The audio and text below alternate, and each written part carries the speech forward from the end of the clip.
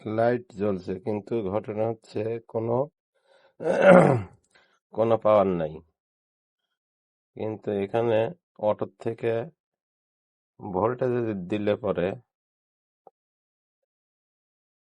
এই আইসি, মেন যে আইসিটা হিট হচ্ছে, অত্যন্ত পরিমাণে হিট হচ্ছে, গরম হয়ে যাচ্ছে। তো এক্ষেত্রে এর সমাধানটা আসলে কি? এটা কি আদৌ কি চলবে কি চলবে না? তো আসলে এই সাইডে যে পার্টস গুলো আছে, capacitor, resistance, transistor, switching transistor, এই পাশে সব চেক করছে, কোনো জায়গায় কোনো সমস্যা নাই, কিন্তু তারপর চালু হচ্ছে না, শুধু এই আইসিটা হিট হয়ে যাচ্ছে।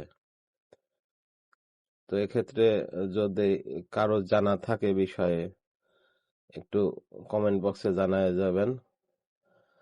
আর এটা তো আমার ধারণা আর চলবে না। এই পর্যন্তই।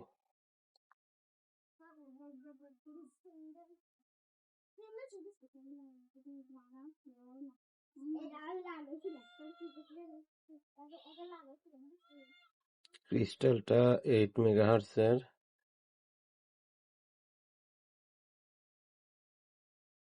দেখেন, কোন সাইডে কোনো পার্টস পুরার কোনো চিহ্ন নেই।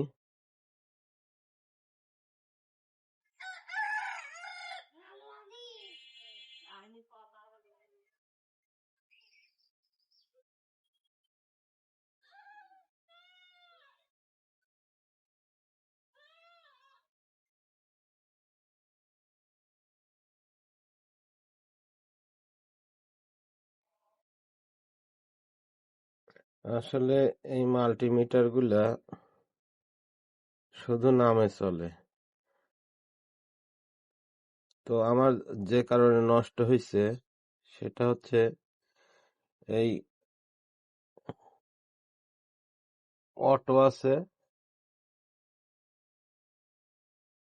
এই অটোতে দিয়ে এসি ডিসি সমস্ত কিছু পরিমাপ করা যাওয়ার কথা, কিন্তু এসি ভোল্টেজ মাপতে যায় 220 ভোল্ট মাপতে যায়, এই মিটারটা আসলে এই সমস্যাটা হয়েছে।